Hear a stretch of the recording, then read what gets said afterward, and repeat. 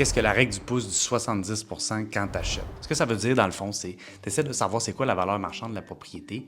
Ensuite de ça, ton premier réflexe devrait être d'essayer d'obtenir cette propriété-là environ à 70 de cette valeur-là. Je te donne un exemple. La maison vaut 400 000. Tu devrais essayer de l'avoir environ pour 300 000. Ce qui veut dire qu'avec 300 000, tu vas être capable de couvrir toutes tes dépenses, incluant frais d'acquisition, frais de possession, frais de revente. Et aussi, tu devrais te dégager un profit qui devrait tourner autour de 10 à 20 Donc, règle du pouce, ça veut dire ton premier réflexe devrait être à peu près viser 70 Tu as une propriété qui se rapproche de ça.